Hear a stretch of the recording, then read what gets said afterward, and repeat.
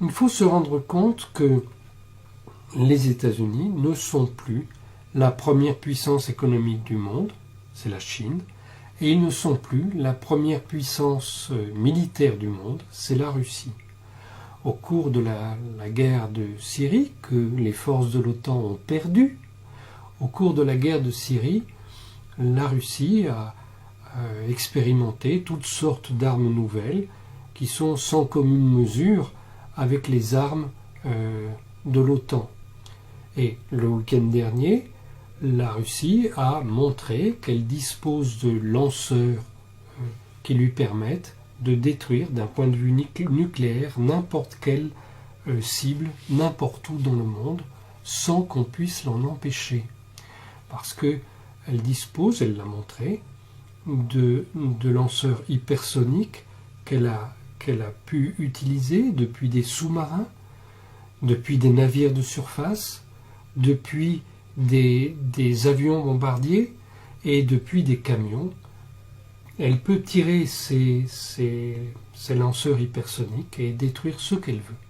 Il est impossible de les arrêter parce que ça va beaucoup trop vite. Pour le moment, il n'y a aucun moyen d'interception. Donc en quelques minutes, elle peut détruire ce qu'elle veut n'importe où dans le monde et il faut bien se poser la question si un jour elle ne va pas devoir utiliser ce type d'armes contre le Pentagone, la Maison Blanche et le Congrès des États-Unis. Je ne dis pas ça à titre de provocation, je dis que si la Russie le faisait, les États-Unis n'auraient pas le temps d'intercepter ces lanceurs et ils n'auraient pas même le temps de lancer leurs propres armes nucléaires. Un missile impossible à intercepter qui assurera la sécurité de la Russie pendant des décennies. C'est ainsi que Vladimir Poutine présente Avangard, un nouveau missile hypersonique dont il a supervisé l'essai ce mercredi. Un test final réalisé avec succès, selon le président. C'est un grand succès et une grande victoire. Le nouveau système stratégique intercontinental Avangard entrera en service l'an prochain. C'est un merveilleux et excellent cadeau de nouvelle année qui est fait à la nation. Vladimir Poutine avait dévoilé cette arme stratégique lors d'un discours en mars dernier. Il avait assuré, infographie à l'appui, que le missile, capable d'atteindre 20 fois la vitesse du son, pouvait briser les systèmes de défense antiaérienne existants. Le président russe disait alors en avoir parlé à certains homologues, mais que ces derniers n'avaient pas daigné tendre l'oreille. Personne ne nous a écoutés. Maintenant écoutez.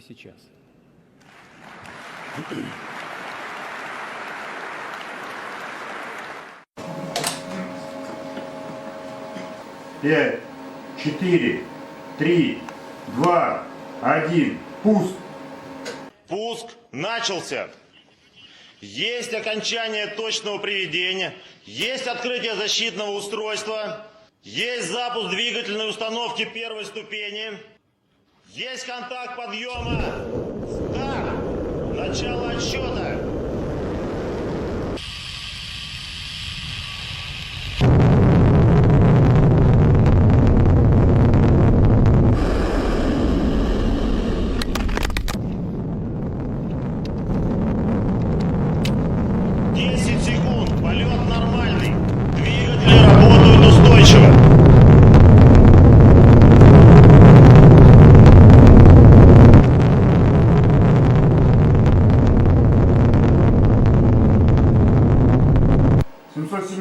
Пуск состоялся.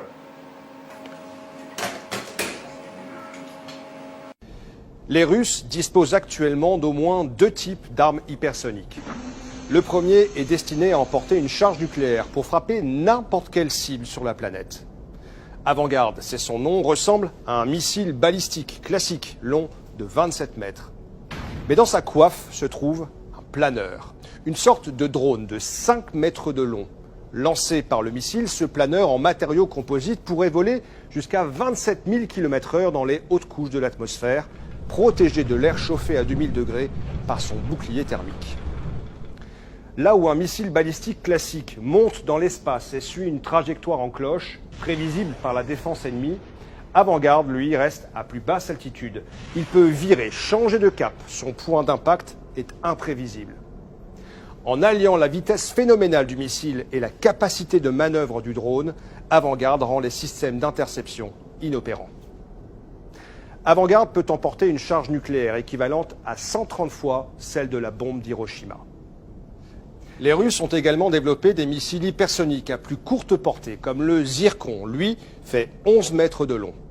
Lancé par un sous-marin ou un navire, il est conçu pour couler des porte-avions ou détruire des cibles situées à moins de 1000 km.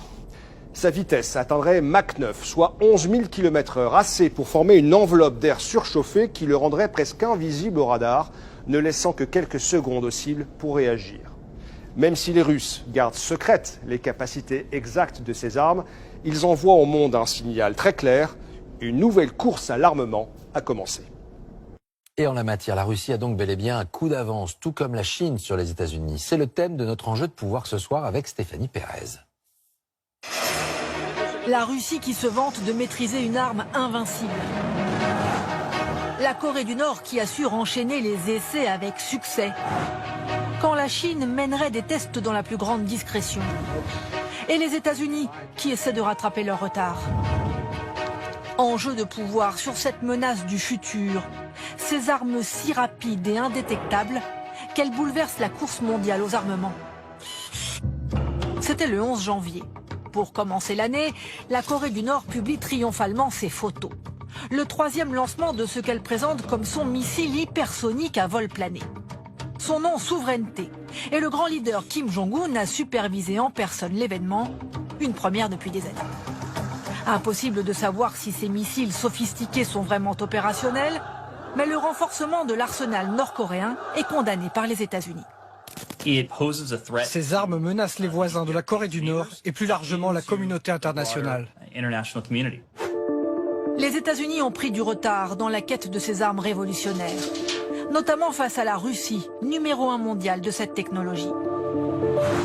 Des missiles qui peuvent slalomer, manœuvrer, c'est l'arme absolue selon Vladimir Poutine dans sa quête de toute puissance. Son objectif, contourner les systèmes de défense américains. Ces armes changent la donne stratégique. C'est leur manœuvrabilité qui va vraiment compliquer la désignation de cible, l'interception en tant que telle de ces systèmes. Et donc le fait qu'ils soient manœuvrants rend toute la manœuvre défensive beaucoup plus difficile. Les Américains s'inquiètent aussi de la montée en puissance de la Chine, qui a avancé masquée jusqu'aux célébrations des 70 ans de la République populaire en 2019. Pékin y a exhibé pour la première fois ses missiles hypersoniques à pointe blanche, des DF-17. Un test aurait été réalisé l'été dernier. La Chine démontre ses capacités de destruction, l'œil tourné vers Taïwan. Elle prouve aussi la vulnérabilité des Occidentaux. Le système stable qui avait été mis en place pendant la guerre froide et qui a été progressivement détruit à la fin de la guerre froide, ce système explose avec ces nouvelles armes qui rebattent complètement les cartes. En 2022, les États-Unis investiront 600 milliards d'euros pour moderniser leurs équipements, une priorité désormais. En Europe, la France planche sur des missiles peut-être opérationnels vers 2035. Aucun traité ne régit aujourd'hui la prolifération des armes hypersoniques.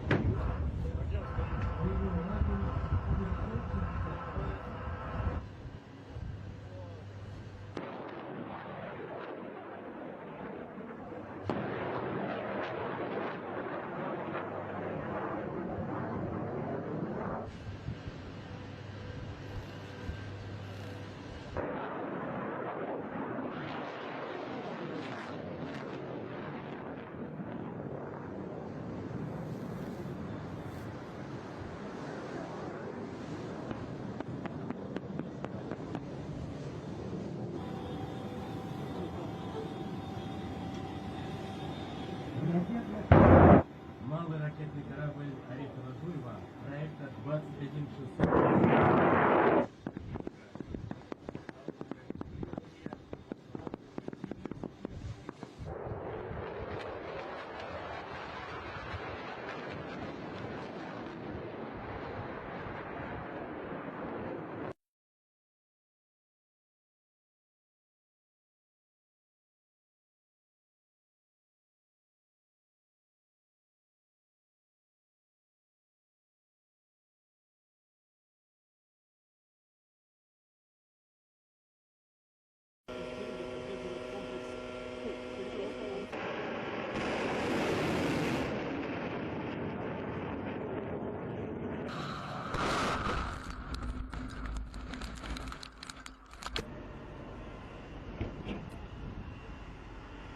Quand Vladimir Poutine a présenté le nouvel arsenal russe, tout le monde a cru à de la science-fiction. Mais il y a désormais des images de ces armes. Kinjal, poignard en russe, est un missile hypersonique. Il est rapide, très rapide. Il atteint les 3 km/s. Et si quiconque essaie de l'abattre, il s'écarte et suit une trajectoire imprévisible. C'est une première, même si les États-Unis entendent tester leur équivalent l'année prochaine. Sarmat, c'est lui qu'on a pris pour un délire. C'est un nouveau missile balistique intercontinental nucléaire doté de, et oui, 20 ogives nucléaires. Mais son véritable atout est sa portée presque illimitée. Les anciens missiles devaient suivre la trajectoire de vol la plus courte et passer les défenses aériennes. Celui-là peut faire un détour par le pôle sud pour atteindre sa cible par derrière. Si vous n'avez pas envie de traverser l'Antarctique, optez pour Avangard, destiné à passer les défenses antimissiles ennemies grâce à sa vitesse. Lorsque ses moteurs sont lancés, ils pénètrent dans l'atmosphère à Mach 20, soit environ 7 km/s. Propulsion nucléaire qui se déplace si profondément et rapidement qu'elle est en théorie invincible. Буревестник, un nouveau missile de croisière à propulsion nucléaire. Son réacteur implique que sa portée n'est limitée que par le volume de combustible. Il peut rester en l'air et flotter jusqu'à ce qu'il y ait une occasion de frapper. Les lasers de combat ont toujours été le gadget de science-fiction par excellence, mais ils n'avaient jamais existé, jusqu'à aujourd'hui.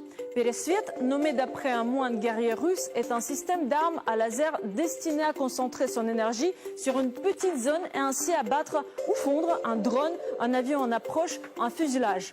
Pour le moment, c'est tout ce qu'on sait à son sujet. On peut se demander si c'est là la volonté d'imposer une nouvelle course aux armements. Est-ce que la Russie veut la guerre ? Non, dit Poutine. Il s'agit d'équilibre. Et l'équilibre signifie la paix. À l'époque de l'URSS existait la parité nucléaire entre la Russie et les États-Unis, la destruction mutuelle assurée. Puis, après l'effondrement de l'URSS, le temps a commencé son expansion et testé de nouvelles armes qui pouvaient détruire les armes nucléaires russes. Ce que Poutine a dévoilé, c'est la réponse de la Russie. Le retour à l'égalité militaire, le statu quo, le retour à l'équilibre.